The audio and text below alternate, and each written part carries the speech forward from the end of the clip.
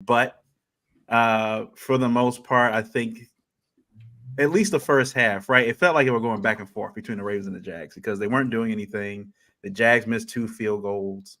Um, then Lamar fumbles. Was it Lamar fumble? No. Who fumbled? Lawrence. Trevor Was it Lawrence. Lawrence fumble? We turned the ball over, Lawrence had though, a I couple. thought.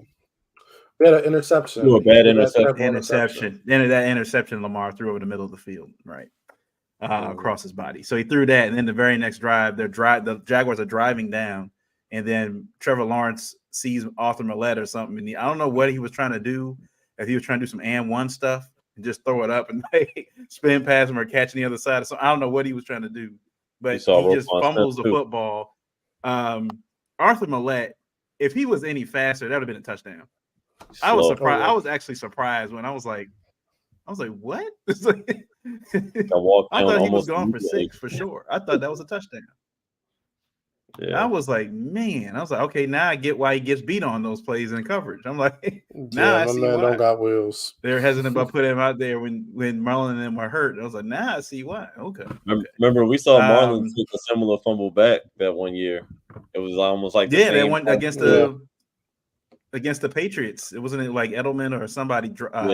He got knocked out, and Marlon just ran it back. So I thought it was a touchdown, but I was like, whatever, I'll take it. It is what it is. Madubuike gets his season high, like tying. He tied the record for 12, I think 12 sacks in the season. So he gets one more and he breaks it. He'll have the record for most consecutive sacks in one season. So yeah, shouts out. I think we said in the group chat, every time that man gets a sack, that money bag is getting a lot bigger. Cha-ching. I mean, considering the top sack leaders, I think it's T.J. Watt and I think it's Danielle Hunter too. Danielle Hunter's got like 14 or 15 sacks. I think T.J.'s got 15 and a half, and he's right. I mean, he's an interior lineman, and he's got 12. He's only 3 sacks behind them.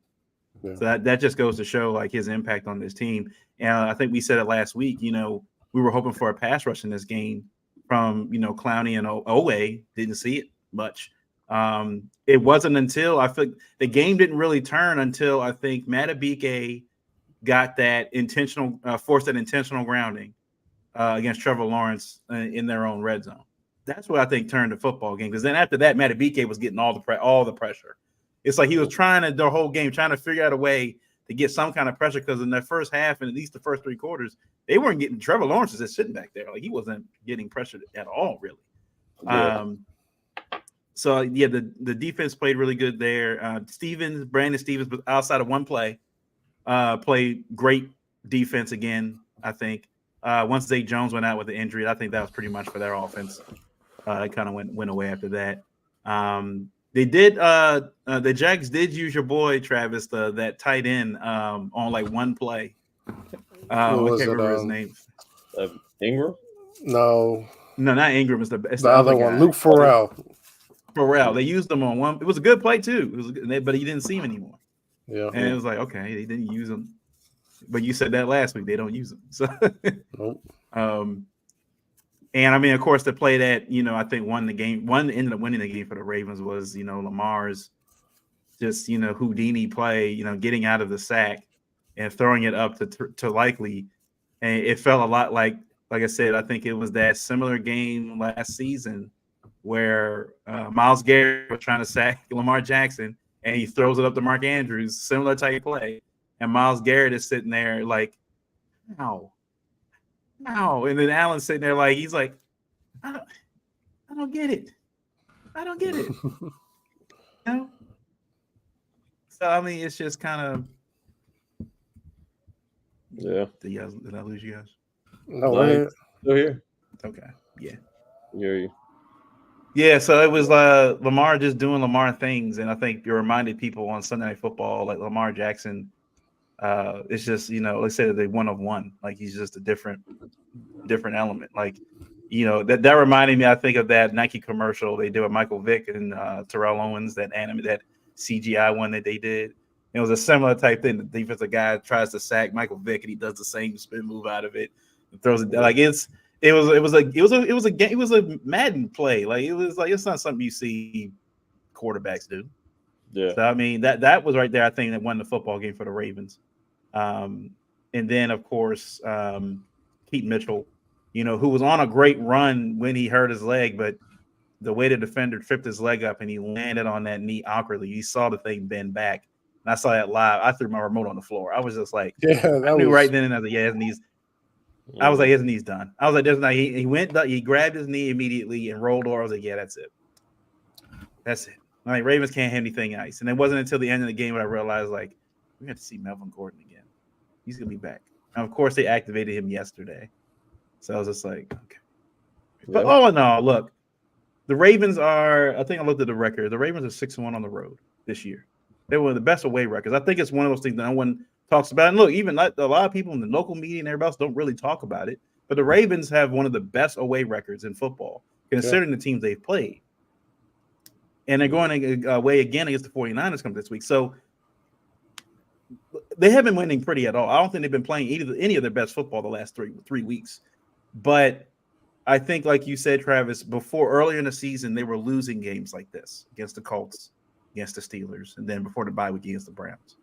But somehow, some way, in this next half of the season, they've been winning these games now. They played in 2 winning games back to back. Against the Jags, and then last week again. So they have 2 windy games they played.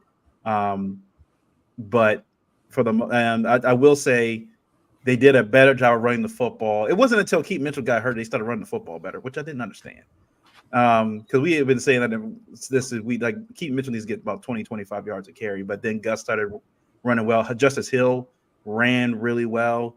I will give Justice Hill a lot of credit. His role when Keaton Mitchell got in had diminished a lot. Yeah. But he did, for the last couple weeks, he's done a phenomenal job with blocking downfield, all that stuff. So I'll give him credit where credit. So now, look, his time is back again. I'm going to rely on him a lot more in that, being the outside rusher again. And hopefully I work at that mesh point stuff so they don't fumble the football. Hopefully Melvin Gordon's working on his handles as well. But yeah, what did you guys take from the game? What did you guys think? Yeah, I think it was never really a point in this game where I didn't feel like the Ravens were in control. I think I did get a little bit nervous at the start of the game because obviously Lamar lost communication in his helmet on the very first play of the game. And we weren't really aware of that, at home watching the game on TV at the moment. But the next couple of plays, you noticed that he was getting to the line of scrimmage with like 3 or 4 seconds left. And they were just kind of snapping the ball 1 second, almost like the whole drive almost. But, I mean, they kind of prevailed through all of that adversity, and Lamar he said it today, he confirmed pretty much what we already knew. He pretty much was calling his own plays on the field. So I mean, it was just promising to know that he was able to take the offense by the horn and just pretty much call his own number in certain plays. That's why we've seen a lot of pass plays, I'm sure. Like he was just pretty much wheeling and dealing, and it worked out. I mean, we didn't get a touchdown in that drive. We ended up settling for 3, but it was still impressive to see that you had no input from your offensive coordinator. You were still able to lead your team down the field on a division leader team like the Jags. So, I mean, I was still impressed. So I felt pretty good after that. But then, when the Jaguars came out, it did kind of seem like, okay, they feel like playing a little offense today because it was kind of turned into a back and forth game, and that's not really what we wanted. But after that touchdown they scored, I mean, they weren't really or after their first score and we were able to get them off the field and things like that. It didn't really, like I said, not one point did it seem like they were in control. There was really nobody on the field that scared me once the game got started. I mean, obviously, going into the game, we wanted to figure out how to neutralize ETN, but they had no success on the ground whatsoever. And I'm not shocked because ETN hasn't really had much success on the ground in the last, few weeks or so. I mean, he's more of a threat catching the ball out the backfield and in the open space. And that's pretty much what I was more worried about. But we kept them in check for the most part. They were in the red zone a lot on us in that game. And we just happened to keep them from scoring points. Sometimes they were shooting themselves in the foot, and sometimes we got them off the field. So, that it's still a lot of stuff that we have to clean up on defense, especially entering this next game coming up this week, which we'll talk about later. But it's still a lot of stuff that they need to clean up. I think defensively they played a solid game. They did give up 7, but it could have been a lot worse. The early on in the game in the first half, we were getting literally zero pressure. And it's starting to be kind of a trend the last couple of weeks. We're not really getting great pressure early in games. And that's a little bit concerning because it seems like the only time they're getting pressure is when the offensive line is kind of already worn down already in the second half and later in these games. And to play against some of these, elite teams, we're going to need to be getting pressure a little bit more consistently. I'm not saying go out there and get 5-6 sacks a game, but, the Matt BK sack, that it was, although great individually for him, that just wasn't enough team-wise. We need to see, more production from our edge. I mean, it's another game now where we really haven't gotten much pressure. Like I said, more especially earlier on, it started to get home a little bit in the second half, but still not good enough to what our standards should be going into our game next week. Offensively, just Lamar being Lamar, man. I mean, we could have been a lot more consistent. We didn't punch it in at times where we needed to punch it in, but Lamar definitely had his MVP moment in this game. Whether you think he should be the MVP favorite or not, I mean, he's going to pretty much separate himself, in my opinion. And it started with that Jacksonville game. I mean, he's been doing things already throughout the season that Lamar just does all the time. It's just that everyone's just desensitized by him making these types of plays every week in and week out, and it's just kind of like, oh, now he has to do something super extraordinary for the national media to notice and everything. But he had a few of those moments in that game, not just the pass to Likely, which was amazing and a hell of a grab by Likely, because without him making that grab, I mean, we're not even talking about it. And on the ground, like he ran for 97 yards in that game. So I mean, the stats aren't eye popping because for some reason people just don't respect the rushing numbers on QBs sometimes. All of a sudden they don't respect it as much when Lamar Jackson does it, because when any other quarterback has been doing it, there's been praise. I mean, Vic has been praised. I mean, people were going into Michael Vick games and they were just waiting to see him run for 100 yards. And when Lamar's doing that, plus he's efficiently passing the football, it's not looked at the same way. But this is what he's been doing all year. I think it was like I said, a great statement game. However, because that is still a division leader, no matter, I understand Jags lost 3 in a row, this, that, and the third, but it's still a division leader of that conference, which means it's still saying a lot to go in there and dominate them, just like we did with other teams like, Detroit and Seattle. Like, we've done similar things to those teams as well. NFC, AFC, it doesn't matter. But I think it was a good game. Bateman had a few nice plays when he just kind of was making plays for Lamar. I did like that. Zay only had 1 catch in this game, I think. I don't know really what to contribute that to. I don't think it was a lack of him getting open. I did watch a little bit of film and seeing that he did have separation. It's just that we were under so much duress in the pocket. A lot of the times Lamar was just getting pushed to the other side of the field. And I noticed that when I was watching it, when I was watching the game. And that's just brings me to the number one concern is that offensive line. I mean, I literally don't know what we're going to do going forward with this O-line. It's just the interior of the O-line I'm not as concerned with, but the fact that Ronnie Stanley is probably, who knows if he even plays this week. I'm not sure what the injury report looked like today with him and looking like intentionally giving himself a concussion in this game. I don't know what it looks like going forward, but that's my number one concern, I'll say. So I'll just say that good win because it's a game that we needed to have, and it sets us up nicely going up against the NFC's best team and the 49ers next week. However, we have to clean up the pass rush. More importantly, we have to clean up the offensive line and protecting Lamar's, blind side and the 2 outsides. And yeah, just being a little bit more efficient. But that offensive line, we're going to have to figure something out. And yeah, prayers to Keaton Mitchell, obviously. We were all hoping that he just hyperextended his knee. but he's so fast. So it's like, when you're running that fast and your leg gets caught like that, it's just kind of bound to happen. So hopefully wishing him a speedy recovery for next season, everything like that. But yeah, good overall win, but we still got, still some concerns there. I kind of first I want to address the Arthur Millette slander. The boy is just slow. He ran a 4.7 at the combine, so I just want to address that. There's a reason he stays in the slot. Yeah. But this game, it was a game that I had the mindset like this could be the Harbaugh game of the year. We're favorites. Jacksonville's a solid team. I mean, this is a really good offense. So I didn't take them lightly coming into this game because Etienne, even though he doesn't have like eye-popping yards per carry, he's a threat and he's shown to be able to put up numbers. Calvin Ridley's a good receiving threat. Evan Ingram has always been pretty solid at the tight end position. And even without Christian Kirk, they can move the ball. So I had my mind set up that this could be a letdown.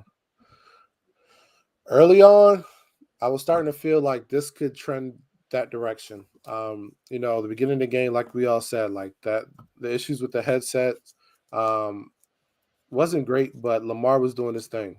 After that, I was just so baffled by our philosophy. And it was like, once again, we're like, hey, what the hell is our identity?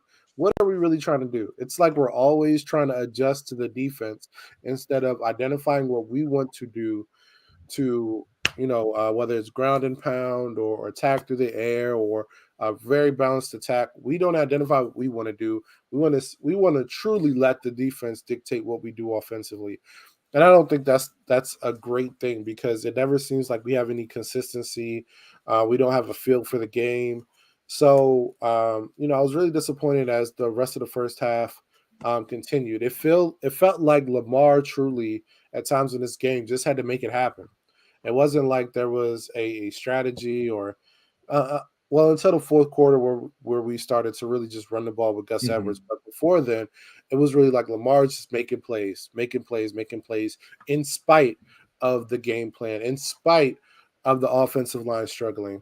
So that is not a formula to win a Super Bowl. But when you have a talent like Lamar Jackson and you have a defense like we have, you always have a chance to control a game. So what I was impressed with was Lamar's poise. I've been noticing it all year, and I'm pretty sure everybody's noticed it. Like Lamar is truly just running around the pocket, outside the pocket to look for the right throw and to look for the right play as opposed to just trying to take it downfield or go for the big play. He's actually looking for the right play. So I want to give kudos to that. Also, he's still able to make the plays safely that he made in the past. Like he's not going for the 60-yard touchdown. He's going for 20 and let me slide. And I think plays like that and his growth and maturity is what's allowed this offense to be good. It hasn't been great most of the time, but it's been good. And I think it's solely because of him. Isaiah Likely, the origin story continues. I mean, this guy is a star in the making. I've seen the Ravens message boards. They've been talking about Mark Andrews has a history of drops. They've been talking about Mark Andrews has been injured a couple years in a row. Should likely be the number one tight end. The answer is no, but he's a very valuable asset. He's a very valuable asset and a great backup. So Isaiah Likely playing phenomenal. That catch he had, Lamar made a crazy play and a crazy throw.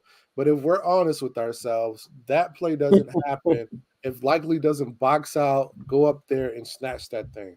If that's he came back to the ball too. If that's Rashad Bateman, it's an interception. Yeah. All right. Oh, if yeah, absolutely. Flowers, yeah. I don't know if he's bringing it down. That's how he's not. Yeah. Yeah. So I mean, Isaiah Likely made that play.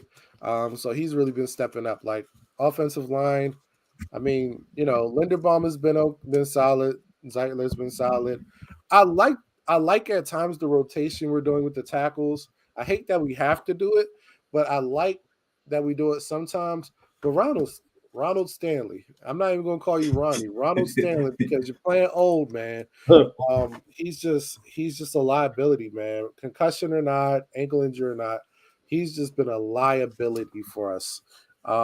And it makes me nervous going further into this season. But let's jump over to defense. Let me talk some good stuff. Man, our secondary played really solid. They gave up some plays. There were some miscommunications, but overall, really solid. Kyle Hamilton is the best safety in the NFL right now. I don't think there's anybody playing as smart. That I don't know a safety that's playing man coverage like him. You know what I mean? Who's as dominant in the run game like him? There's nobody playing at the level Kyle Hamilton is from the safety position this year. I want somebody to show me a person. Linebacking core solid. Patrick Queen, Roquan Smith. I'm a little concerned sometimes with our coverage, but overall pretty solid. The front four, you all said it. Like, we haven't been able to get much pressure solely from the front four over the past couple of weeks.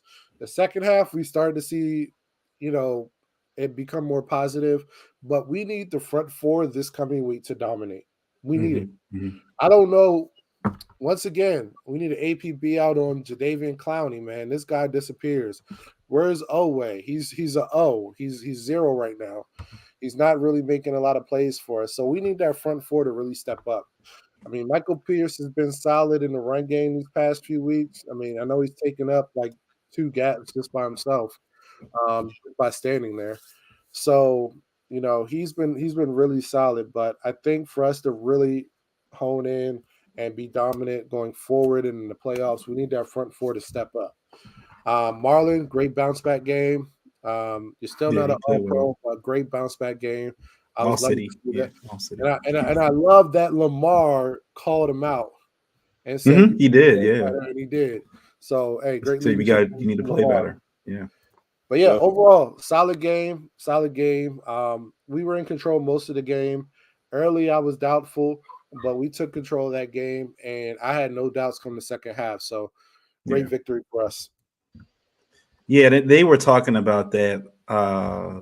I think the Ravens did like some vignette or whatever about, it's gone very understated, but Lamar's leadership this year since getting his contract has gone to another level. Like, he's actually he's not saying it like on the sidelines and stuff like that, but he said there was a time in that Jags game where he was pulling the guys together, like he got them in the circle and starts. They didn't show it on TV or anything, but Marlon, the guy's like, yeah, and then like you said. He's like, yeah, last week, Lamar was like, we need you to play better. He didn't say you're playing bad. He's like, we need you. I know you can play better than this. Like, I know, you've been dealing with some injuries this year, but it's getting to a point in the season where we need you at your best. We're going to need you at your best, man. Like, so Lamar, and Lamar knows that because he's a former MVP and the best player in this team, that, he has to do the same thing each week. I know he felt bad about throwing that pick over the middle. I know he did. But I think the thing is, what I like about it is, sometimes they say when a pitcher gets, throwing his best pitch or whatever, and then the guy comes up and just cranks the thing 450 feet, and then they get all they don't want to throw the pitch anymore. They get all, in their feels, and they feel like they can't throw the pitch anymore. But, that's, I think, the mettle of a good football player, especially a quarterback. They say the one thing you got to do is you're going to throw picks. It's going to happen, right? You're going to throw picks. The key is, what do you do after that? Are you going to keep throwing picks, or are you going to come back and throw touchdowns and make big plays? And that's what Lamar did, I think, for the rest of the game. Now, I will push back on you, Travis, about Kyle Hamilton. According to Shannon Sharp, Kyle Hamilton didn't play. So I'm just going to go with Shannon said. According to Shannon, Kyle didn't play. So I don't know what you're talking about there. But we said that in the group chat. It was like, like he's talking. When he said, I think he pulled the clip, and it was like, come on, man. You clearly just box score watching. That's what you've been doing with the Ravens all season. You've been box score watching. That's it. I love that he confirmed. I love that he confirmed that he don't be watching the games at all. No, he just thanks for verifying that. We already knew, but I'm glad you showed it to everybody. Because when he would say the stuff about Lamar, especially after that Steelers game, and Lamar's got to play better. Like, did you not watch the game? Clearly you didn't. You clearly didn't, because if you watch the game, you'd have said, yeah, it's not Lamar's fault. Yeah. I mean, it was 5 or 6 drop passes and 3 drop touchdowns. Like, come on. But they shoot Mahomes all the bail in the world every week. Man. Right. Box score bandit, man. It's a box score bandit. Now, say Zay Flowers and Odell were not practicing today. Apparently, Zay's been spotted in a walking boot. They say it's precautionary at the moment. They see it has like a foot sprain. They don't feel overly concerned about it, but they say it's more of a precautionary thing so that he can play. So the question will be if he practices tomorrow. If he's still in that walking boot Thursday and Friday, I'm like, I don't like it. But usually Beckham usually doesn't. From what I've seen all year, Beckham is usually not practicing on Mondays. He just doesn't at this point. Morgan Moses was not at practice with a shoulder injury, which I think he got that hurt in the game. I think it was that Jags game. I think Morgan. I think he'd been hurt. I think he was hurt. Yeah, maybe 2 games ago or something like that. We went down a couple games ago. Marcus and Ronnie Stanley were all practicing today. I was happy about Marcus. I thought Marcus with the groin injury. You know how groins are. Like, I don't know. Like, you could be out for a while. But apparently he was at practice today, so he practiced today. And shouts to him for making that phenomenal tackle at the end of the first half and keeping the guy in bounds. Yeah, I mean, and then I give Doug Peterson usually a lot of credit for being a really good head coach. Right, that was terrible clock management at the end of that first half. And Travis, you said it in the group chat. That was game right there. Yeah, them not scoring that and making it a 3-point game and going in a half, I think at 10-0 was like, yeah, like that's game right there. Like, you've been in the red zone. They were in on the Ravens 40 at least 3 or 4 times in that first half, and they didn't score anything inside, even closer. Yeah. They were right and at the goal line too. At the goal line, they were right there at the goal line, and they just couldn't do it. So, I didn't see them but the 49ers. Yeah, and like you said, Stanley. Yeah, I don't know what. Like, it looked like when he was sitting on the bench, he wasn't around anybody, right? He was sitting there, and then you just saw him a few minutes later walking off with the trainers. I was just like, he was. I personally think at this point, I would just put McCarry in at left tackle. Like, to be quite frank, I just put McCarry in at left tackle. Like, there's no way I'm putting. If I got to keep taking Ronnie Stanley in and out of the game each week, I can't. I can't keep doing it. I just can't. Now, I mean, Ronnie Stanley is, coming off. I think he had that huge knee. You saw that knee brace he had on? It covered up most of his leg. You can't anchor anymore. Yeah, that's what everybody said. He can't. He's cooked. There was one play he gave up a sack, and I think Josh Anderson ran right past him. He's like, he can't move. He can't push anybody back. He can't. He just. So I'm like, look, at this point, I just put Pat McCarry back there, like, for real. I would just pat Patrick McCarry and let Ronnie Stanley sit. We don't have a choice. Like, I'm like, you can't keep Ronnie out there. You can't. You just can't right now. Now, I said if Zay is healthy, I was, with Keaton Mitchell out. We said Zay only got, I think, 1 catch in that game. I think we said this earlier in the year that we would like to see Zay more involved, like kind of how the 49ers use Debo, in these end arounds and some of these like drag route plays and stuff like that. Maybe lining him up in the backfield sometimes. He can get swing. Just get him in open field. Yeah. Just get him in open field. We've been saying that about Odell, about these receivers, and Keaton Mitchell, before he got hurt, that these guys are excellent at open field. And the problem is some of the routes that they're running, they're not giving him a lot of space, especially Zay. Like, Zay's not getting a lot of space where he's allowed to make the guy miss. He's allowed to, get a step on a guy or something like that. So I'm like, if with Keaton Mitchell out, I would like to see Zay a little bit more like utilized that way. If he line him up on the outside, but also lining him up in the backfield, gives a different look, especially like this part in the season, right? Where the 49ers and the Dolphins and everybody else has looked at film for the last 14, 15 weeks for the Ravens do at this point. This would be a perfect time to throw in some wrinkles. Be a perfect time to throw in some wrinkles that you haven't seen before to get ready for the playoffs, right? I did like Kolar got involved. I think he got a first down, he got a catch. I think he got 1 catch in that game. But I think that we saw that formula in 2012 when he won the Super Bowl, right? It was Ed Dixon and Dennis Pitta. Yeah. Like there's a way to use both tight ends at the same time. You don't have to just throw it to one all game. You can utilize both at the same time. The only like problem we is said- that we need him to block. Yeah. Yeah, that too. Right to Get that that too. up. Yeah, they're not good blockers. That's the only issue.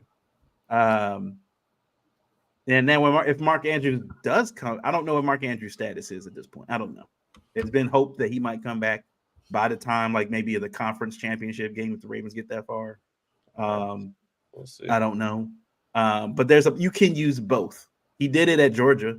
He did it with Darnell Washington and is it Brock Purdy? I can't remember. Brock Bowers. Brock Bowers. Yeah, Bowers. They used both of them at Georgia. So I'm like, you can do it here too. So I'd like to see that. And like you said, Travis, the Ravens start another Harbaugh game. Another one. Lamar is 2-0 against Harbaugh. I want to say 3-0. 3-0 against Harbaugh at this point because the Chargers game was a Harbaugh game. Yeah, it's the Ravens. You tend to play down to their competition. I think we thought this passing game was being a lot more electric considering how bad the Jags pass defense is. But I think again a lot of that was the fact that the offensive line is bad. But my issue is they've known this line has been bad for the last 5 weeks. They've known it's been bad. It's not getting. You're not like anybody's on the line that you don't know that's going to make things better. That's in the practice squad or on free agency at this point. So my thing is, with Munkin is like knowing that you got to develop a better scheme right now around. Look, this line cannot block for 5 seconds. It just can't. And too many times in the last few games, we've seen that Lamar is having to run around and get out of sacks or whatever to make things happen and stay in the pocket for 8 seconds to throw downfield. You got to get to this situation. You got to get a lot more of these quick pass games going to protect Lamar first off and to keep these offensive linemen like off their backs for real. Like, because going against the 49ers this coming week, Munkin's going to scheme off his ass. This will be the perfect time to put in some stuff that you haven't seen before on TV. This will be the perfect time to do this. So look, the Ravens 6-1 on the road. They go into San Francisco this week. And I think if Lamar has another tight game like he just had this past week against the Jags, if Lamar can do his thing, I'll say that if Lamar is capable of doing his thing, I think the Ravens can win. If Lamar is capable of doing his thing, the key I think for the Ravens, and this is before we get to the preview, obviously, but the thing for the key for the Ravens is going to be they have to get up early on the 49ers. When they have opportunities that they get, I want to see Harbaugh like he did in what game was that? The Detroit game? I think it was Detroit when they took the ball first. They need to do that against San Francisco. Get that offense on the field, get them points early. So, move on to Week 15 news. So we saw the Steelers lost to the Indianapolis Colts. Their safety, DeMar Casey, got suspended for the rest of the year for a bad hit on Michael Pittman. Look, I think it's apparent now that the Steelers, like even Ben Roethlisberger commented this week. I think this is before the Colts even lost the game. The tradition of the Steelers is over. Whatever that means, that's what he said on his podcast. The tradition of the Steelers is over. Since Ben Roethlisberger's been out, the Steelers haven't been getting better. And it's kind of that effect that you see. They talk about Bill Belichick, that Bill Belichick thing. Like Tom Brady hasn't been there, and the Patriots have been stinking ever since. And now you look at Mike Tomlin, does it feel like that mojo he had where they could win, 9 games or win 10 games and, maybe not make the playoffs, but at least have a winning season. Feels like that mojo might be gone. And then I'm seeing a lot of the message boards and Steeler fans, that Western PA side starting to come out now. The Western PA people are starting to come out now all of a sudden about Mike Tomlin. I never liked Mike Tomlin. We should have kept Bill. Like it's starting to come out now about Mike Tomlin. I don't like it either. I don't like it either. Like he's overcome too much with way less. Even after Big Ben left, like he had a whole winning season after Big Ben exited the premises. Like that's I don't know what that is. Maybe it's just an excuse for people to finally bash him, the people who never liked him in the first place. But Like you this is not the Bill Belichick situation. This is not that. Yeah. We've seen Tomlin year in and year out. Even when Big Ben was there, Big Ben has missed critical games in their season, and they've showed up regardless, whether it was Jacoby Brissett or Charlie Batch or Mason Rudolph or I mean he's overcome all of that already. And most teams you can't say that for. You can't say that for Bill Belichick with a starting QB. So like let's kill the comparisons. It's not that Mike Tomlin's a great coach. He's proved it already. He's been there just as long as John Harbaugh has been there, damn near, and he has a lot to show for it. He's never had a losing season. And like I said, even when Ben was there, it was a lot of them games he missed, and he still had winning seasons and gone to the playoffs and things like that.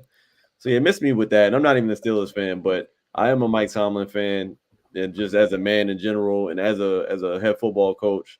And whoever I just don't buy it. And he's only the third coach in their history. Like, stop it. They're not moving on from Mike Tomlin. They'd be foolish to do that. Mike Tomlin will literally have a job as soon as he walks out of that door. He'll be walking into another one. They'd be fools to let him go. It'd be the worst thing they could ever do for their franchise. And actually, I hope they do it because if that's how they really feel, somebody else will be much more deserving of that anyway. So yeah, miss me. And I think if you look at this team, like they are the Carolina Panthers without Mike Tomlin. Like they're not winning more than 2 games because bad quarterback play, have an average running back, pretty for the most part, pretty average line play, but you have some good pass rushers. Pass defense is pretty poor. What do you really have with this team? They're the Carolina Panthers. But Mike Tomlin seems to get the best out of players. He's a great strategist, great motivator. So that's what allows them to be so competitive. That makes the difference in why people say coaching matters. So you get rid of him, you're in the doghouse. You're the mid 2010s Detroit Lions. You're going 0-16. 0-17, 1-16. Like, you're a mediocre franchise at that point. Mike Tomlin is the only thing that is allowing them to hold on to the Steelers culture. Yeah. And he just fired their OC. Like, they're playing with no OC. Yeah. Like, come on, man. Like, give the man a chance. Like, does he hire the best staff? I don't know. Debatable. But if we just talking about straight up head coach, like, stop it. Yeah. Yeah, and look, they made a bad pick with Kenny Pickett. That's another part of this, right? Like they put all their, they drafted Kenny Pickett to be the heir apparent, and he's clearly not it. And then they move on. They put Mitch Trubisky in, and they bench him for Mason Rudolph. Like they're going through it right now in Pittsburgh. Do I feel sorry for them? No, because they were saying all this crap on Lamar got hurt and blah blah blah. Like we've been beating y'all for the last 6 years. Fine, y'all gonna suck for them. Y'all gonna go through the Kyle Bola years like we did. Enjoy it. We had to suffer through it, so now you guys got to too. Raiders beat the Chargers 63-0, 63-21. It should have been 63-0. Yeah. Every time I looked at my phone, every 5 minutes, there was a touchdown. I was putting updates. I was putting updates every score change in the chat. I was like, what do you mean? I was like, what touchdown the hell? And another touchdown. I was like, what is going on? And I'm like, there were like 5 fumbles in the game. 2 of them returned for like touchdowns. That team quit on Brandon Staley. That was the game. I thought it was going to be our game, but that was the game where the team was like, we've had enough. We want this man fired. And he came out there, I think, after the game and said, after the defense clearly was, everybody just played bad. And said that, the reporter asked him, do you believe that you should still, be the head coach or whatever? He's like, I have no reason not to believe I should be. And it was like, again, placing the blame on everybody else but himself. Yeah. Now he finds himself out of a job. But 3 years too late, they got rid of Brandon Staley. But now Herbert's hurt. Mike Williams is injury prone at this point. He got a bad back. You got Khalil Mack and Joey Bosa, but you didn't really get much out of them this year. Long term this year. They had a few games, but Joey Bosa hasn't really been that guy for the last 3 years, honestly. Derwin James, he was, highly scouted, and respect of coming out of FSU and stuff. But, I think since his major injury hasn't really been that guy either. Austin Eckler is washed. He's at this point, he's done. Keenan Allen is the only really good thing they got left, and I think he's over 30 years old now. So I'm like, they're gonna have to just rebuild for LA. They gotta start off with a new head coach. Maybe Kellen Moore takes over as head coach. Who knows? I don't know. But that at the end of the season, like that, I don't know why it took this long for the owner to go ahead and fire that man. Why did it take this? They were still had a decent record enough where they could be in contention. You could have sparked something in this team to have them win, but now they know they're out of it. So it's like, what's the point? They're trash. The Browns going to beat the Bears. Joe Flacco, while throwing 3 interceptions in this game, still helps to win. They are this man crazy right now too. No, I can't. But like people are talking about Flacco like he's about to go on his 2012 run, and a lot of Ravens fans are like, "Look, he if this was against a better team, the Browns would have got stomped. Yeah. 3 picks, like no. If it was against a better team, the pick 6. Yeah, this was a better team. This game wouldn't have been close. And then of course in Chicago Bear fashion, was it Daryl Mooney's like right there to get the ball's falling into his hand, and he bobbles it somehow, and then kicks it into the Browns player so he can. I was like, it's a tough catch, man. They got tough.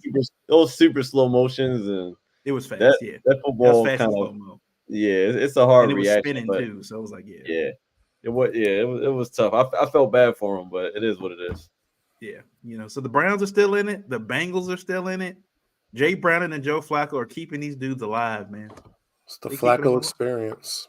It's like I said, kind of rejuvenate the whole division.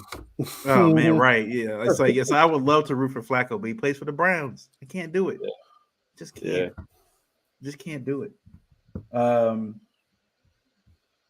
was the other game I want to talk about? I think that's the Bills beating the Cowboys. So the Cowboys obviously come off their win against the great win against the Philadelphia Eagles and go to Orchard Park in Buffalo and just get destroyed. This were like 1950s football. James Cook had his best game ever.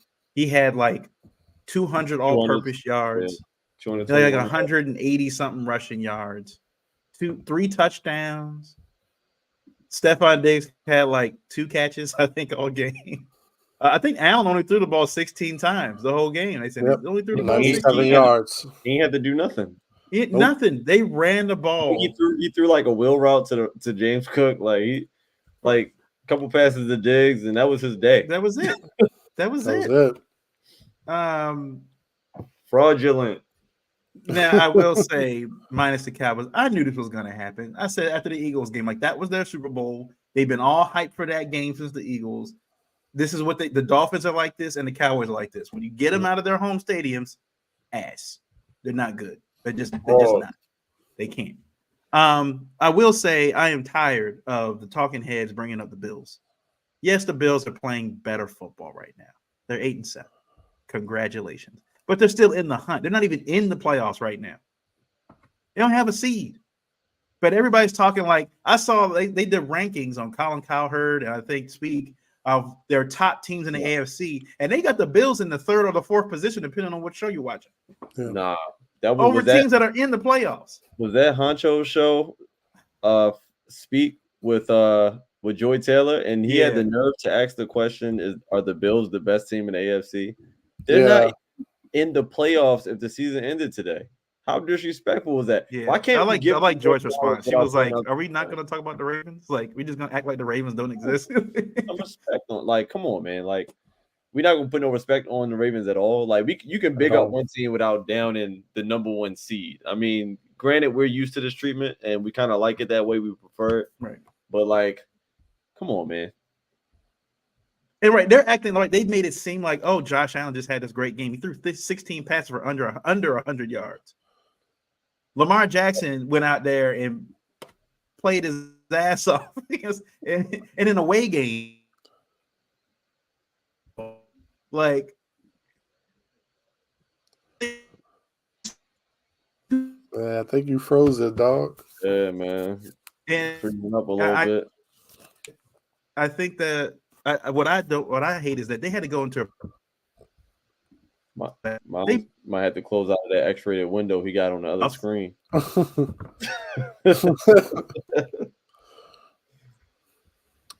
Oh man. I think we lost you, bro. Yeah. But no, that was disrespectful. The Bills literally got 3 teams ahead of them. They got 4 teams ahead of them, but they got 3 teams ahead of them without even a starting quarterback. Yeah. Like, come on, man. You got Minshew, Jake Browning, and Joe Flacco ahead of you, and they asking if they're the best team in the AFC. If they were the best team in the AFC, they wouldn't have as many losses as they have. It just doesn't make any sense. They objectively the best team in the AFC. It's just facts. I would just say they're the hottest, and that's it. Yeah, we can hear you now. They're on the run. Absolutely. I even still think I was still a team I don't want to see. Say, like the fact that they went into a production, but still.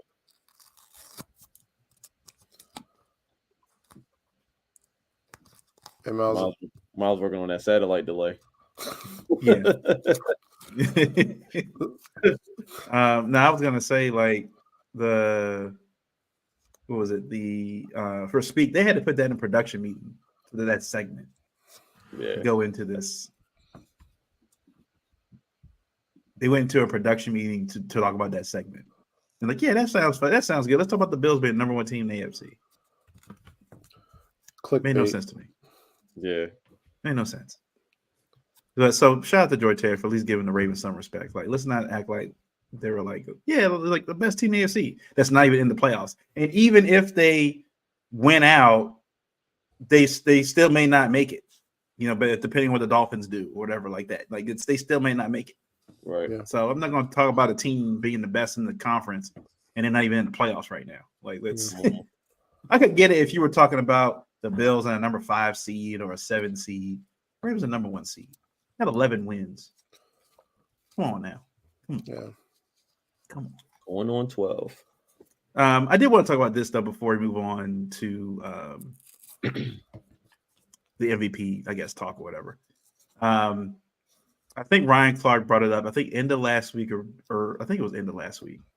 It was about the Cam Newton when Cam Newton was calling Dak Prescott a game manager. And Kimberly Martin she does what Get Up and our First Take with Stephen A.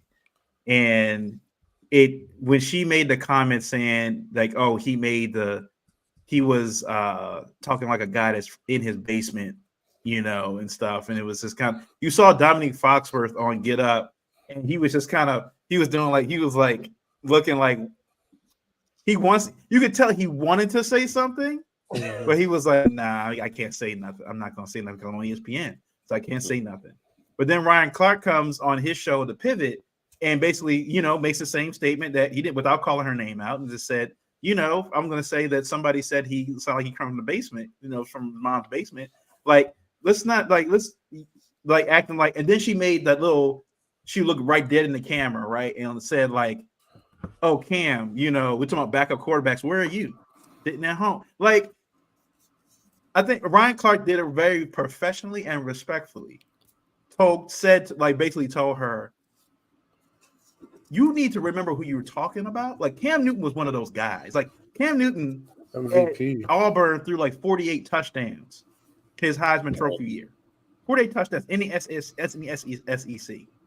Okay, was an NFL MVP. When Cam Newton was in the league, he was on commercial. Like he was the dude before Pat Mahomes, and Cam Newton was one of those guys in the league, and was a 5-star recruit coming out of high school.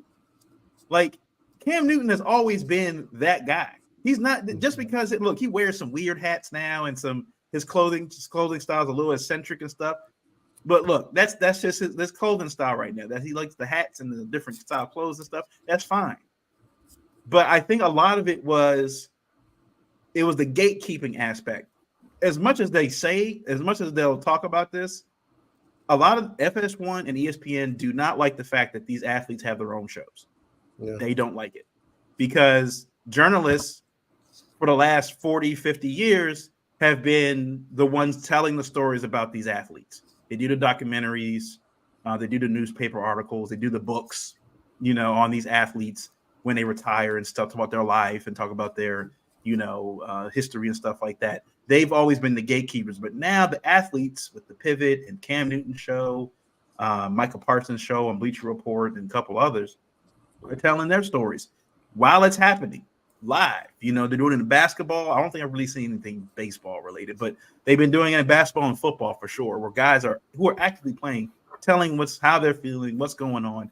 And a lot of these FS1 and them don't like it because you used to have to call them, hey, I want you to come on our show and talk about this, talk about that. They're like, I don't have to do it anymore. And athletes are now going to other athletes that are going to the Pivot. They're going to Shannon Sharp and Chad Ochocinco's show, like to talk about sports and how, because they know they're not, when they're talking about the game, right? And Skip Bayless is famous for this, and Stephen A is too. When they're talking to actual athletes on the panel, and they're sitting saying, so I think you're wrong, I think you're wrong. And you see the athlete's face like, wait, I don't care that you watched or wrote about the sport for 30 years. I don't care. You didn't play. You weren't on the court. How are you going to tell me I'm wrong? I think that's where a lot of this comes from now with, with social media and different technology the way it is. These athletes like, well, I don't have to go on ESPN and FS1 anymore. I can just create my own channel on YouTube, get my own subscribers. People can watch, and we can have other athletes come on and we can talk sports. So when Kimberly said that, and I saw Dominique Foxworth on the other side going like, you could clearly tell he was just like, if I wasn't on the network right now, I would say something, but I can't. I can't say it. And I was just like, I think I remembered when Tom Brady said a comment a couple weeks before that about the league being mediocre. No one said anything about Tom Brady saying it. No one said a word. The only person that said something was Alex Smith, who came on for that one day. I haven't seen him since. Maybe he pissed off Tom Brady. He said, I don't want him on ESPN no more. Get him out of here. Tom Brady made that comment about him, NFL being mediocre. I didn't see one segment on Tom Brady anywhere about the NFL being mediocre. But when Cam said that, it was on FS1, it was on ESPN. Oh, Cam Newton, weird clothes. How is he talking like this? And Kimberly made that comment, forget the clothes. And I was just like, so because he's wearing eccentric clothes, now he doesn't know what he's talking about? Like this man wasn't a premier elite athlete at quarterback? Yeah. So I was just like, I just – and I will say, I don't think I'm wrong, but I haven't seen Kimberly on First Take since that comment was made. Like she's been on Get Up, but she hasn't been on First Take. But I think because Ryan Clark sometimes is on the show with her, so I think there may be some stuff going on, and Oh yeah, by far. Yeah, it's probably. I mean, unfortunately, this is just kind of what happens when you see people in general just kind of branching out and becoming more independent and taking, matters into their own hands. I mean, we see it with all different types of spaces. I mean, it happens in music, it happens in sports. The commentating thing is just a ridiculous take because it's like, obviously I'm more qualified than you. If we had resumes to line up against each other, you went to a whole bunch of school to read about what I've been doing actually on the field, on the court, or whatever the case may be. Like, it's a ridiculous argument to even have. And, if, I'm not saying that she should be gone or anything. I mean, she just needs to be educated on what the hell she just said, because obviously she's not smart enough to realize that what she said sounded dumb as hell. Because the thing with Cam Newton is it's an easy target for those type of people because he doesn't fit any type of societal norms that you want him to fit. He's a big black quarterback who, did things his own way. He didn't necessarily follow the rules that were set forth in front of him. He didn't play the game like people expected him to play the game. But at the end of the day, like, look, those times is over. Like, we've already ushered in a new era of quarterbacks. I mean, we have, Lamar Jackson, who's kind of, he's obviously evolutionized the position as well, even further, and moved it forward. And it's just what it is. And for you to have a mindset and you just say things like that, this is obviously is going to rub, most people who understand what's going on the wrong way. And it just wasn't a good look. But we see it all the time. I mean, not with her, but like just the general gatekeepers. Like you said, Miles, they don't like that these athletes are going out and getting their own shows and this, that, and the third, because now we don't need this FS1 deal. We don't need this ESPN deal. Like, we can kind of do it on our own and be just as successful and be just as and be more happy about it. And on top of that, now we're threatening the major networks because people are watching your show less and less. It's not like ESPN has had these greatest ratings for the last several years. The ESPN has not been doing great. They've been doing great on like one show, and outside of that, that's First Take. Yeah, First Take, and we're talking about First Take, where we have people on that show who have their own platforms as well. So it's not like this is just for ESPN. Every time Stephen A shows up on ESPN, every time Shannon Sharpe shows up on ESPN, they're generating more bread for their own production individually as well. So they have their banners right under when they're talking. Right, Stephen A show on YouTube. Right. Exactly. So it's not what it used to be, even on that show. So it's like for her to say that on a show, it's kind of like she's just kind of like obviously just not, she's not fully aware of what's been happening, and she probably is, and just ignorant to the fact that what she said just came off the way it came off. And hopefully she learned her lesson, but it is unfair when things like that are targeted towards people for having an opinion, because like you said, Miles, when Tom Brady has an opinion on something, people are going to respect that opinion because he's a white quarterback and he won 6 Super Bowls or however many Super Bowls he won. But just because Cam Newton is a black quarterback, he dresses the way he dresses, he acts the way he acts, he doesn't follow your societal norms, and this, that, and the third, his opinion is not as valid. No, he did it at a high level too. He's an MVP of this league as well. MVP. Put some respect on that, just the same way you put some respect on that, on your opinions, because you weren't on the field, you weren't there, you weren't in the gym, you weren't in the practice, you weren't doing any of that. You're just here because you read about it and you wrote about it and you watched it on TV, and that's it. So like it's a very easy clapback in this whole situation. It's just that it hasn't gotten to the point yet, but it feels like it's getting to the point where it's like, look, like you really now your word isn't even as valuable as ours, because y'all went so hard to make our word not valuable that now it's making y'all look crazy. So I hope it keeps happening, because it's not going to be a game that they're going to win. I mean, we obviously we know what the ratings are teetering towards. We like watching takes from people on their personal podcasts, their personal shows. There's Shannon Sharpe. We have opinions about Shannon Sharpe, but it's still his opinion at the end of the day. So we don't hate Shannon Sharpe. We just think he says ridiculous things. But at the end of the day, he has a great show with Ocho Cinco. That's a good show. He's entertaining. I think it's more entertaining than his individual show that he had by himself. Yeah. Holding out for Ocho is pretty enjoyable. What's his name? Jeff Teague. He got a show that his show was funny. I haven't watched. I need to watch more, but I've just seen clips. But even just the clips, like, are getting more ratings than these shows. So like that's just what it is. Like I said, I hope more analysts show their true colors and say stuff like that too, because a lot of times those are the people who have the worst takes anyway. Yeah, I mean, what you're saying is desperation. These are desperate shots at these athletes, because they are what we want to see. We've seen media transform. We want to see influencers. We want to see rappers talk about hip hop culture, pop culture, and things like that.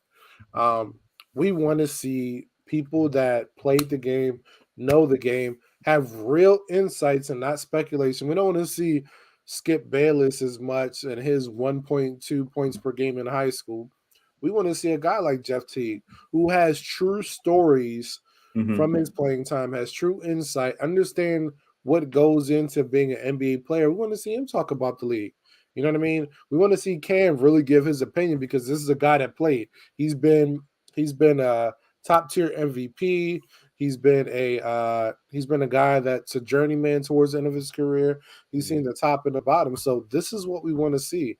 And this is what the fans want to see. These are what the viewers want to see, and that's evident in the rise of these shows. They don't need the ESPN money; they are making money straight from their platforms, their Patreons, the YouTubes.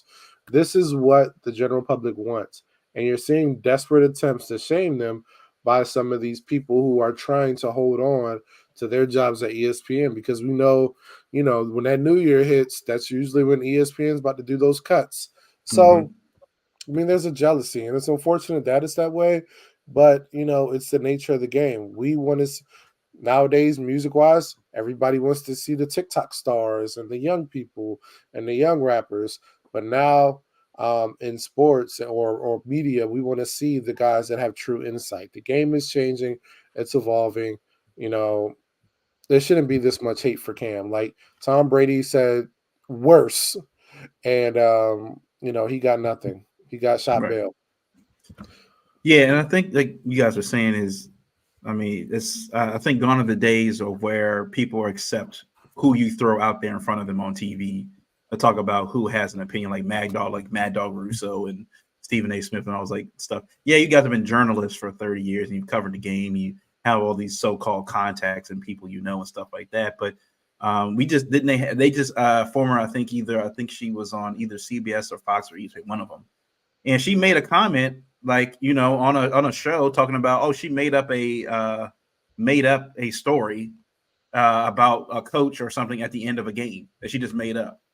She didn't think it was a big deal, but in journalism, that's a huge no. You don't make up stories, about especially the topic you're covering. You don't make up content like that.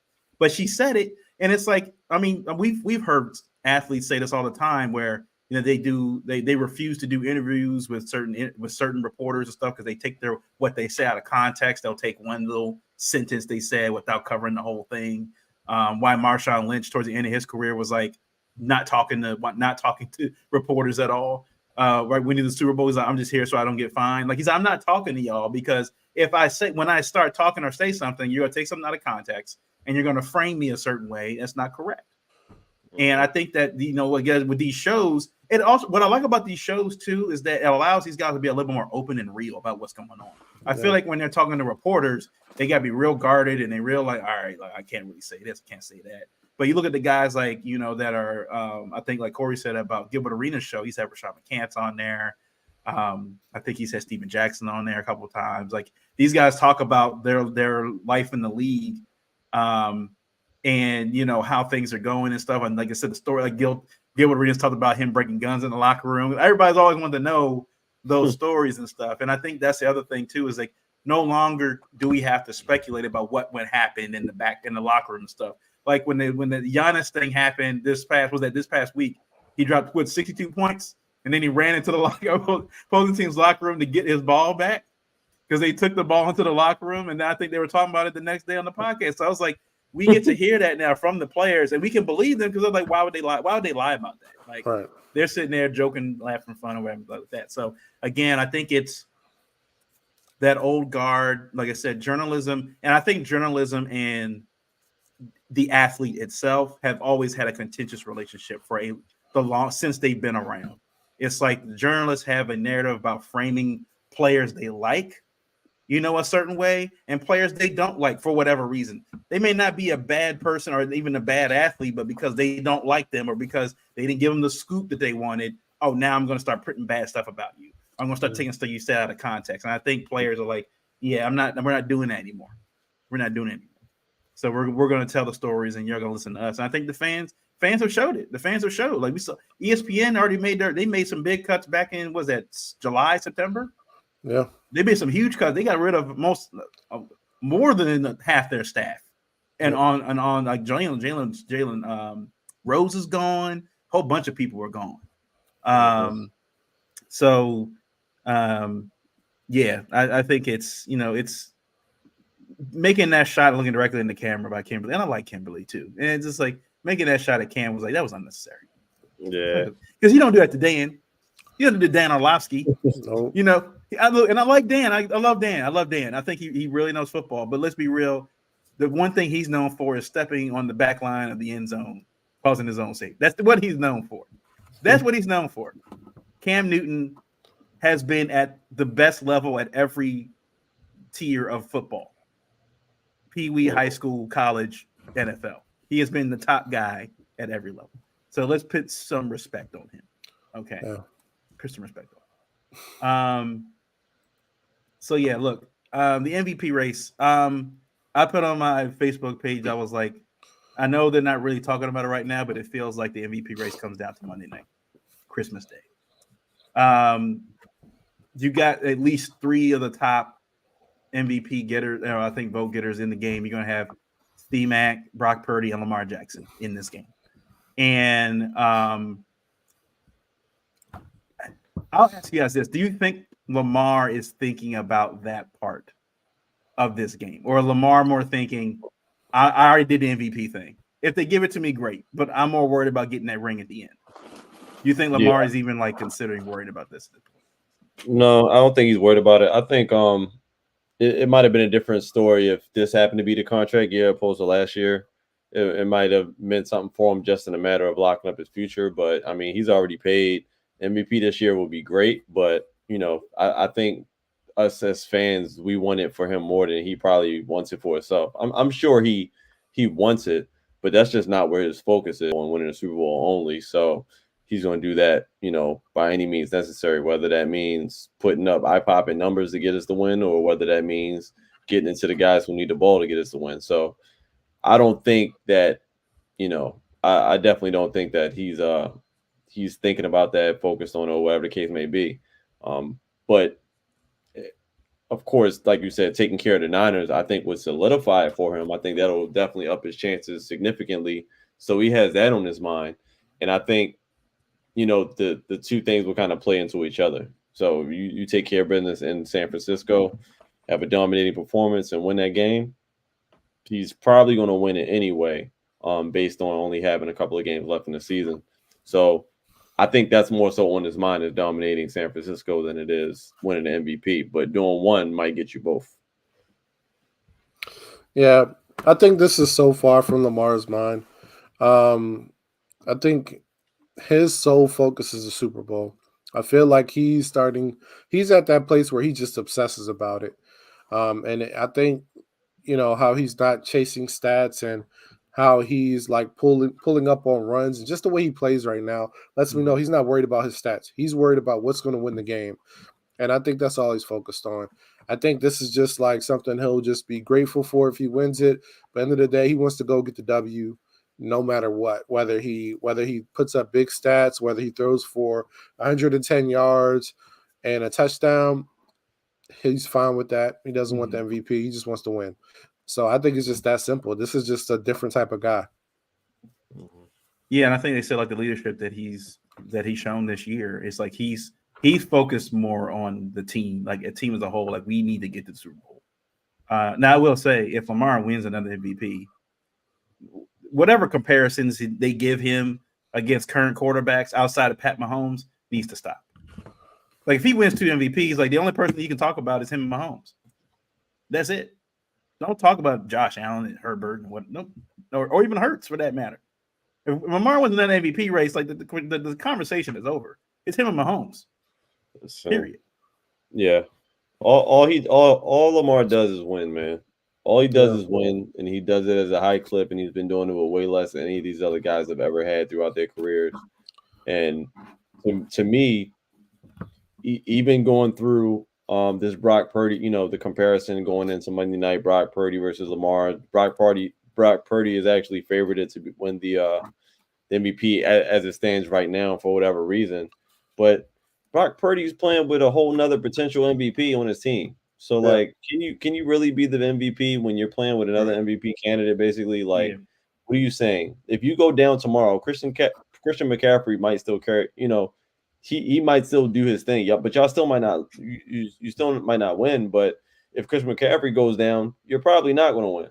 So, like, I don't even understand how he's the favorite at that point. I would probably respect it more if they said Christian McCaffrey was the favorite, because I feel like they can probably still get the job done if Purdy goes down, because they also have Deebo Samuel, who, if Christian McCaffrey wasn't there, Deebo Samuel will probably be in the conversation as the MVP favorite as well. So, like, miss me with it. The game's going to be important regardless, because Lamar is not up against, and I'm not Lamar, but like as far as MVP odds, he's going to be up against the Lamar haters. He's going to be up against that San Francisco defense, and he's going to be up against, just themselves shooting themselves in the foot with the offensive line. But outside of that, I don't think it's close between him and Purdy, just based on what he's had to do with that team, versus what San Francisco's had to do, what Purdy's had to do. Purdy's been pretty much, I don't want to disrespect him and say a game manager, because he's been playing some great ball, But I do think Shanahan has a part to do with that, and I do think Christian McCaffrey and Debo being on that team has a lot to do with that as well. Yeah, I mean he's not a game manager, but he's a system quarterback. Absolutely. You know, he thrives in the ability to hit guys in open space, and to make those throws. But what we saw during those low periods for San Francisco this year is like when his guys aren't available, he's out there. He's looking more like Joe Flacco last week. Like Gardner So Minshew. Gardner Minshew, there you go. Gardner Minshew getting guys smacked. So I think with Brock Purdy, you know, by all means, he should be in the MVP race. Not even going to lie, just because the stats are insane. I mean, he has the fifth highest QB rating in NFL history. But when you look at from the eye test and you're not a box score bandit like Shannon Sharp, what guy is carrying his team? What guy is truly valuable to his team? Where would the Ravens be 11-3 right now, or would they be 3-11 without Lamar Jackson? Would they? And you see how he carries his team to victory. He wills them to wins. He makes plays that Brock Purdy can't. But I can't say it in reverse. I don't think Brock Purdy makes plays that Lamar can't, but Lamar makes plays and has made plays that Brock Purdy can't. I don't think Brock Purdy can carry any team like Lamar has. So I think that's what gives him the edge in my mind. I could care less about Christian McCaffrey because they don't give MVPs to running backs anymore. So this is really Lamar versus Purdy. But I think when you look at the totality, you look holistically at the season and look at it with your eyes and not your stat sheet, you see that Lamar has not only beat his opponents, he's beat his own coaches. He's dealt with the injuries to his team. He doesn't have his top running back. He's about to be without his new lively running backs. Odell hasn't been the $20 million guy. Granted, he's coming on strong. He hasn't been the $20 million guy they signed. Zay hasn't stepped into that number one receiver role. He doesn't have a Pro Bowl receiver on his team. Gardner Minshew has two. He has some average running backs on this team. Brock Purdy has Brock Purdy. Well, I say Gardner Minshew. Brock Purdy has Christian McCaffrey. So and you got Kyle Shanahan as your play caller. I mean, Brock Purdy has privilege all over his season when Lamar is just working with less and he's making it happen. So, I mean, you have to put it in Lamar's court right now, but I think it's going to come down to this game. And also, wasn't this Jimmy Garoppolo's team? Wasn't Jimmy Garoppolo doing the same thing kind of with the guys he had for a period of time before he went down? And look where he's at, and look where he's at now. Like, come on, man. Made it to the Super Bowl. Yeah, so I mean, that's just segue right into the Ravens 49ers. So look, we already know like with this game, right? I mean, it's 49ers are going to be the best team they've played to this point.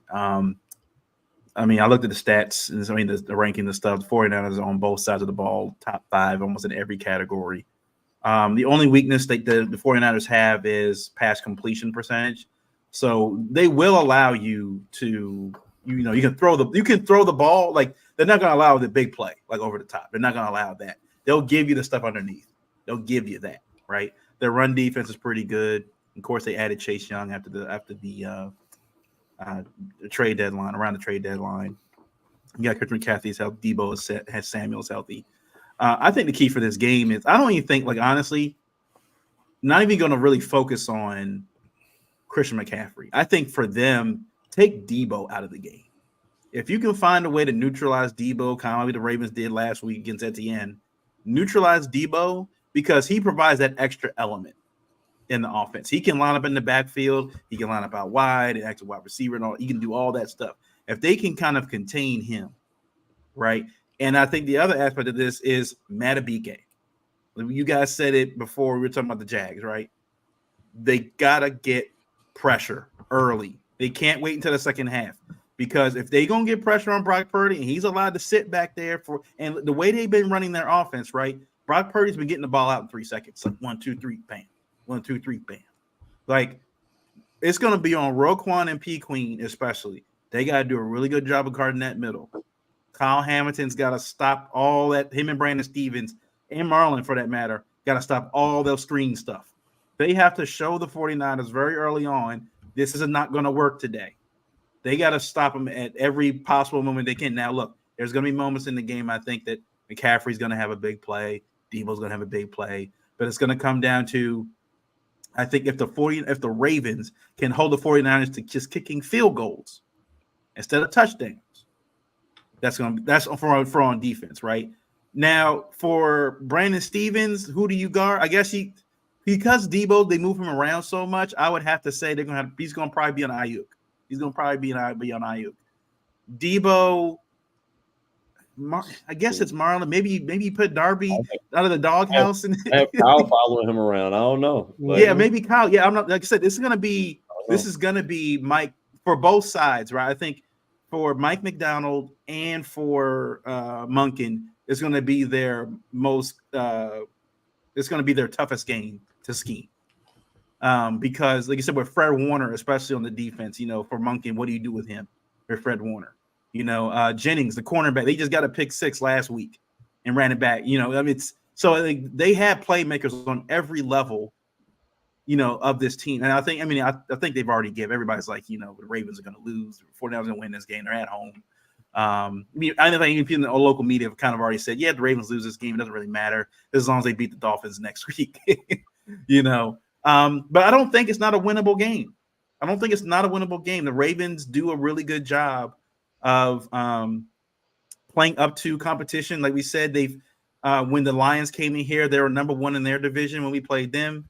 When the Seahawks came in here, they were number 1 at the time in their division when we played them. And the Ravens showed out. They played phenomenal football.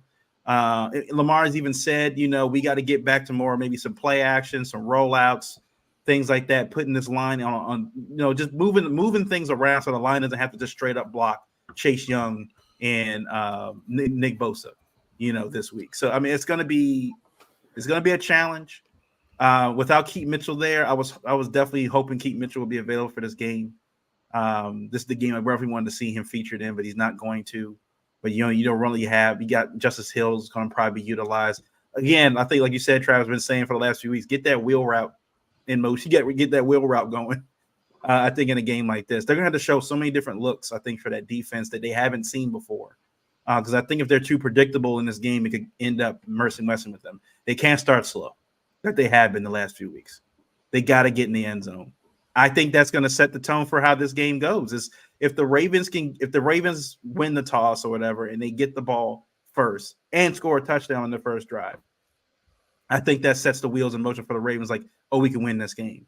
But if the 49ers get the ball and they drive down the defense with like not being stopped at all, and they just get down there, it's like, oh crap, crap, here we go. And like I said, they can't wait. Matabika can't wait to get pressure on the interior until the third quarter, because by then they could be down by 2 touchdowns. They got to get early. So I don't know if that requires Queen and Roquan they got to do some stunt plays, something, move the guys around, like of Clowney and them. Like, I don't know how they're going to line up the defensive ends. Whoever is going to be on Trent Williams is going to be null and void, plain and simple. Nobody's been able to get past that man this year. Whoever's on Trent Williams is going to be null and void. So they're going to do some stuff on the interior part with the center and the guards. They're going to do something to move things around and give some guys some open lanes for sacks or something to knock the ball down. Another, I think, part of this game is from what they got it, I think, in the Jags game, but they're going to need it more in this game. And I think it's going to need turnovers in the second half for the Ravens, or should I say takeaways for the Ravens defense in the second half. Because in these kind of games, it's going to feel like a playoff game. It's going to feel like if they get a turnover early, the 49ers have enough time to come back into the game and kind of wipe that out. But if it happens in the third and fourth quarter, it changes the kind of dynamic of the game and the momentum of the game, and the thing is close. That changes everything. There's not a lot of time. Now you're working against the clock. Now you're working against your own momentum. Guys are tired now.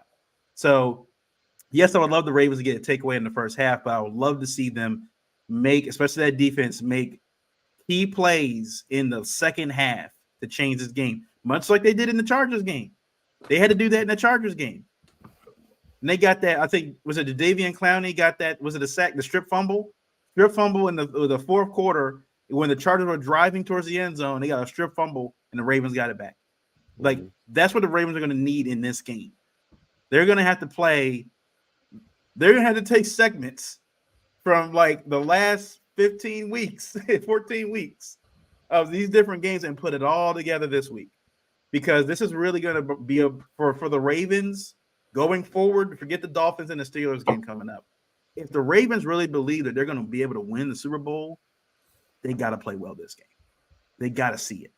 They got to be able to see with their own eyes, because if they go in and they get blown out like the Eagles did and the Cowboys did against them, then I feel like the Ravens fans and even the team to a sense will be like, maybe we can get to the Super Bowl, but I don't know. Like, if the 49ers are there, we're going to have the same issues and the kind of thing. So, again, I think is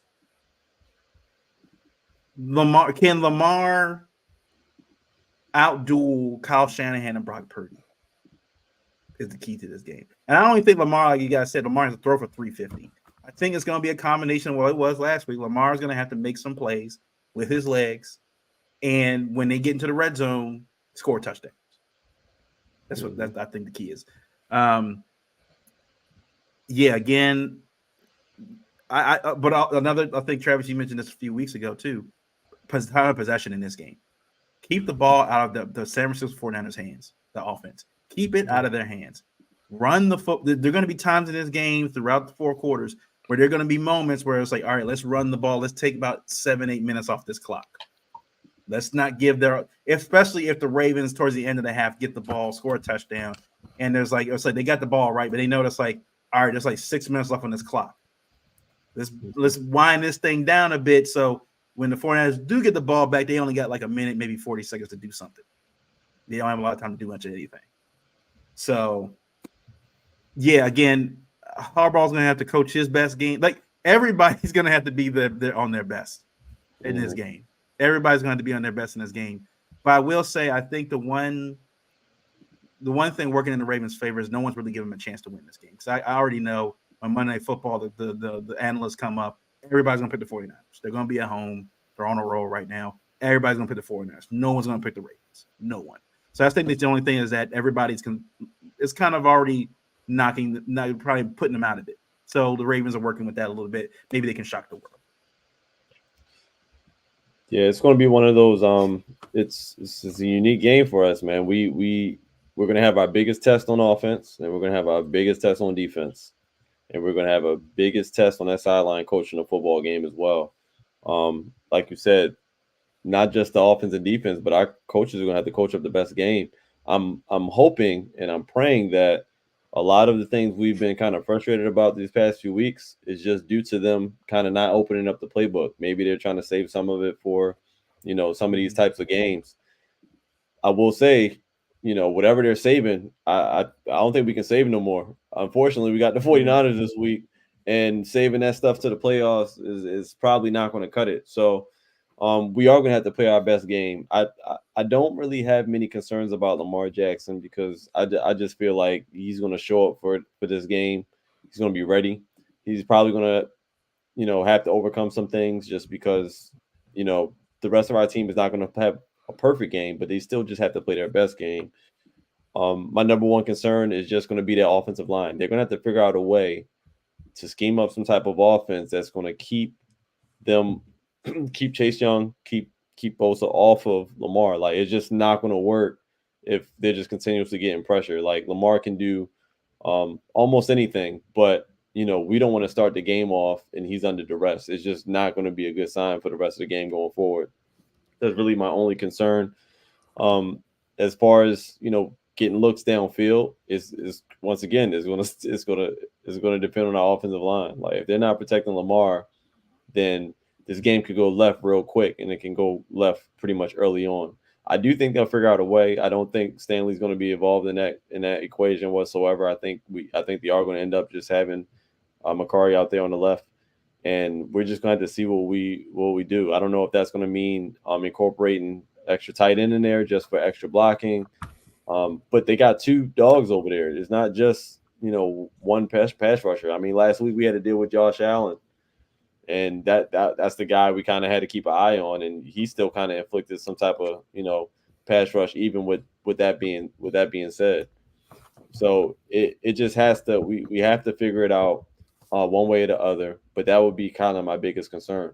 I think the run game is going to be key in this game. I don't think it's going to be a super highlight passing real type of game on either side. I think the game is pretty much going to go through the run game. As good as the run game goes is where it's going to take us.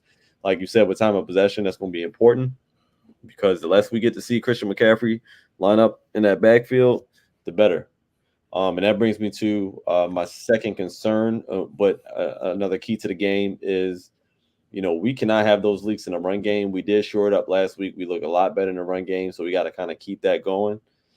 The pass rush, getting Purdy kind of out of the pocket is kind of, not out of the pocket just so he can, wide open, but we need to kind of like just get him under duress. I think he would fold just like Trevor Lawrence folded last week.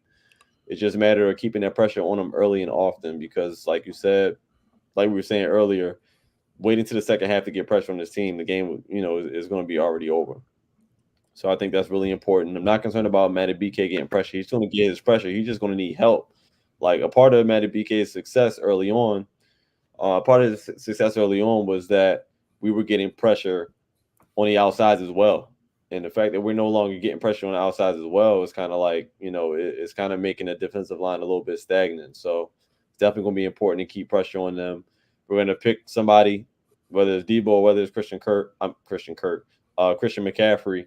We're going to have to pick somebody to isolate. I don't know who it's going to be, but we cannot allow them to go crazy on the ground, because, some of these maybe passing, some things we can live with, but it's not going to sit well if they're just gashing us on the ground and just running the clock out, and now they're beating us at our own game.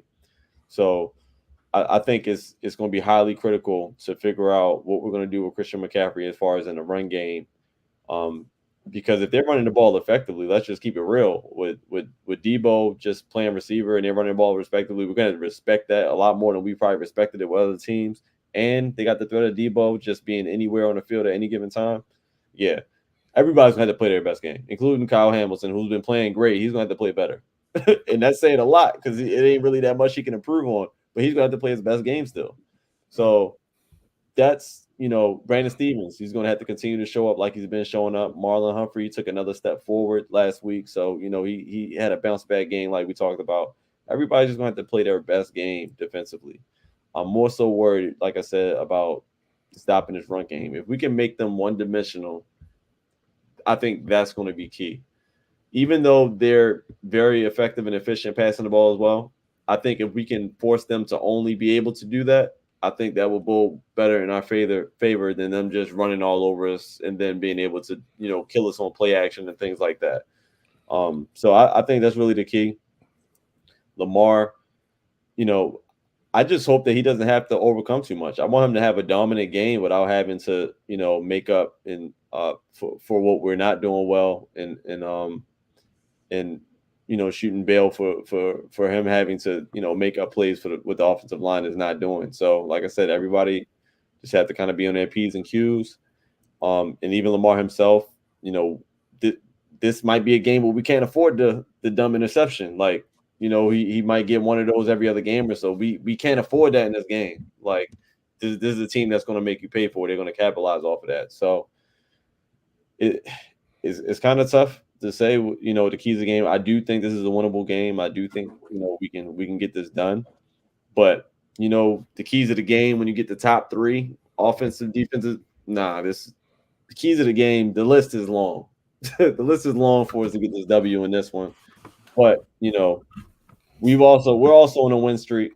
So it's not like, it's a lot to say for that. We're also 6-1 on the road. So the 49ers are coming with a lot of, accolades, and, they got the star players and things like that. But we got some dogs on our team too. And we've been winning. We've been successful on the road as well. So, that stuff doesn't really mean that much to me. But the best game must be played. It's not a must-win game, but it's definitely a statement game. And I still want Lamar to win the MVP, because I still want him to get that. So it means a lot to us Ravens fans, obviously.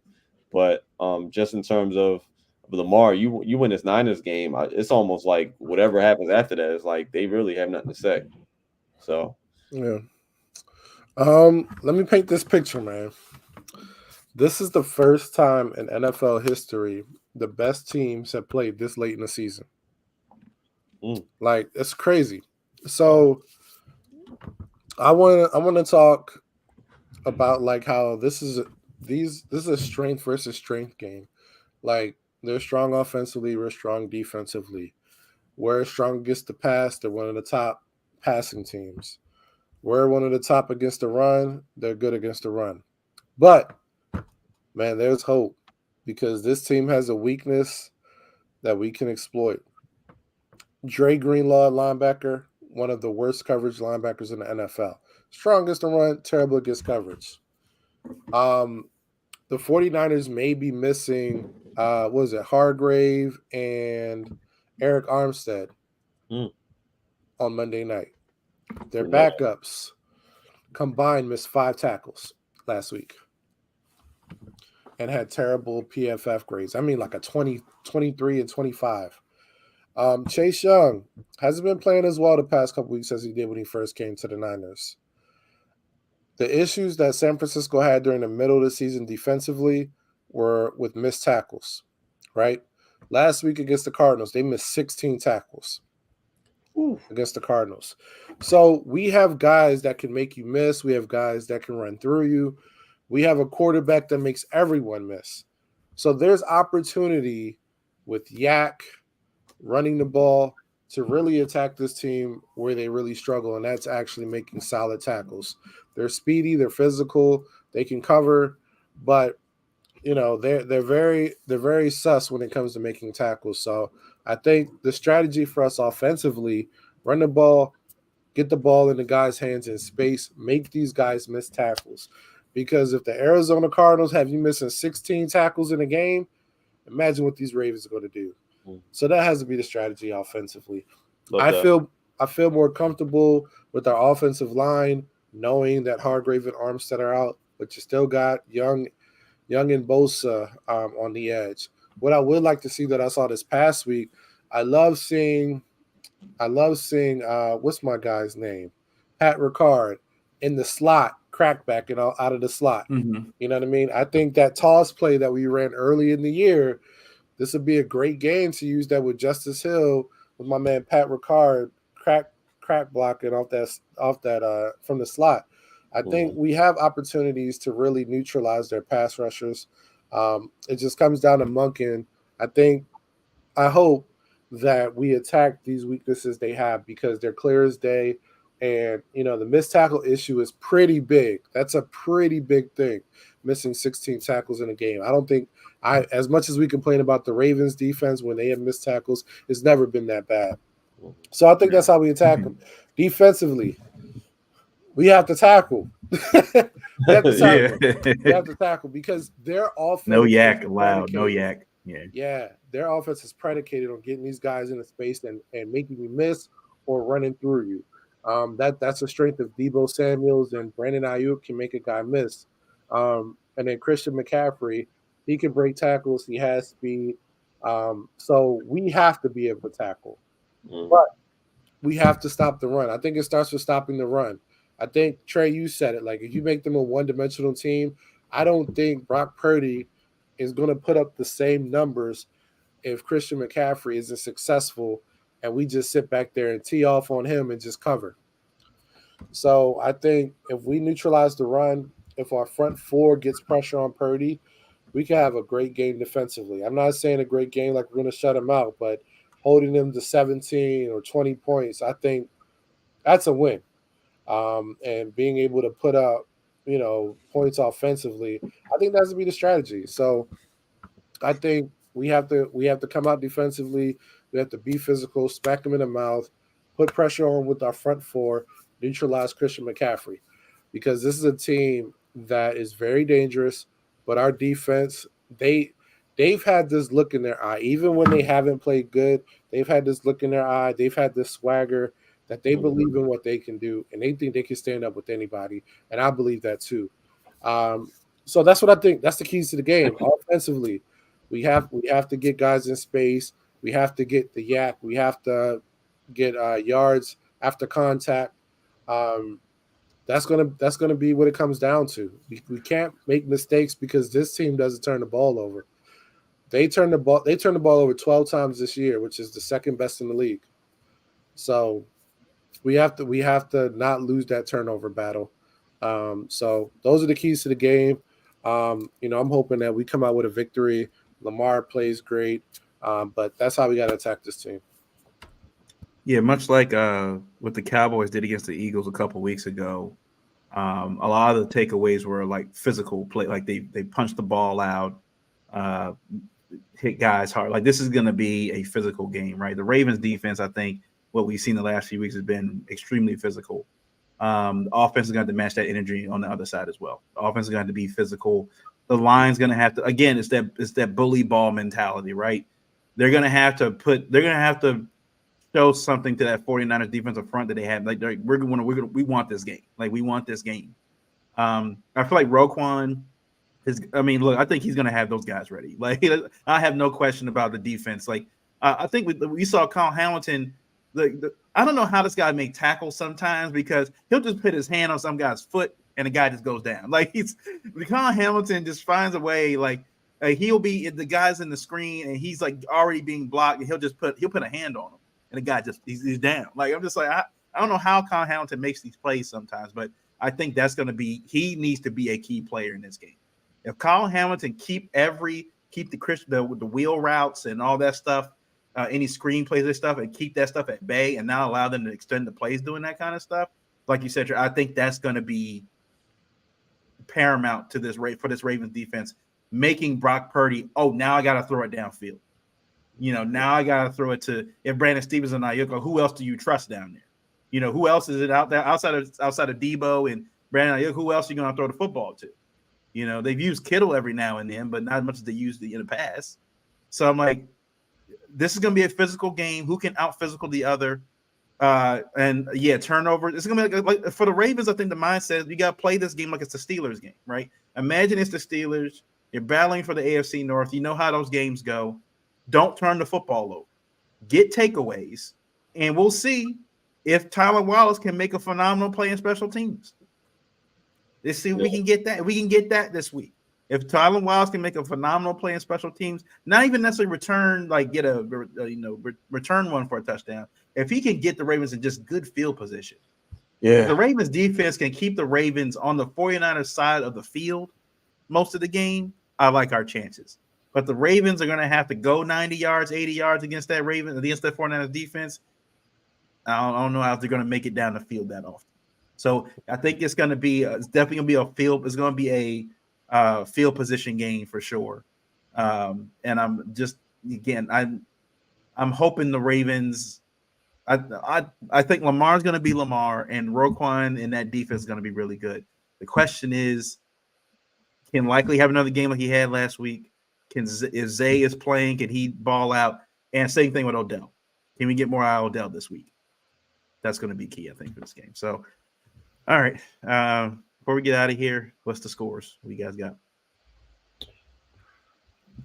It's gonna be a tough one to pick. It's gonna be a tough one. Yeah, it's gonna be tough. I think we playing on Christmas night. I'm gonna say we score 25 to 24. I think it's a close game. I think we somehow pull it out at the end, get the dub, and we get to watch national media for the rest of the week while enjoying our Christmas. So I'll say 25-24. We get the dub.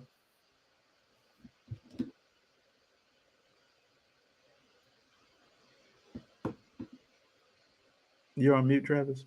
Yeah, you muted. I don't know how it just keeps happening. I think this game goes down to the wire. I think we're gonna see the Lamar moment for the MVP this game.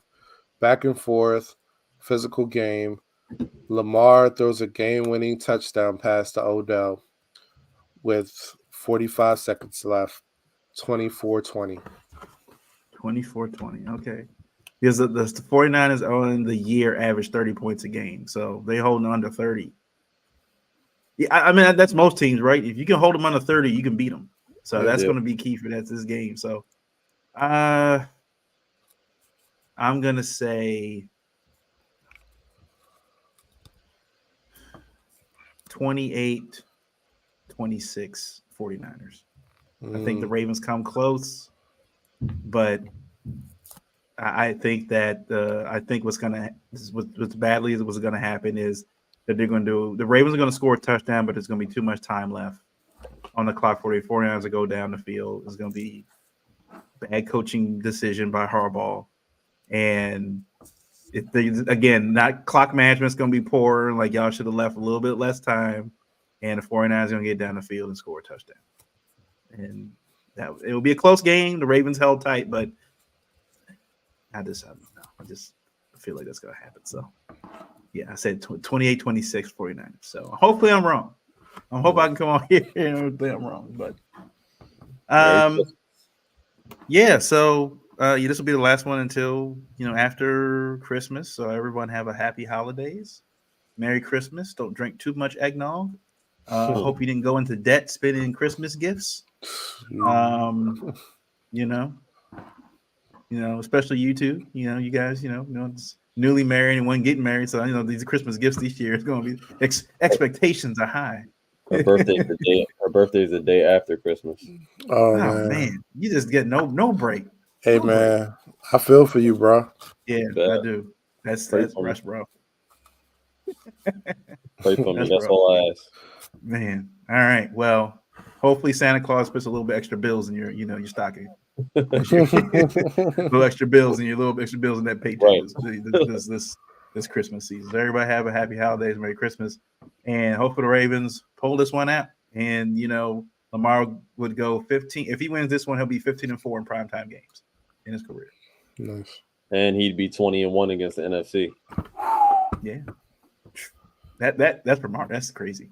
Yeah. That's crazy. Super crazy. And I think Corey said that every time the Ravens have played the 49ers, the last few times we played them, they've been on a roll like this, and the Ravens have stopped them. So hopefully keep that trend up. Keep going. That trend up. So thank you guys for watching, and we'll catch you guys next week. Peace. Peace. Merry Christmas. Peace.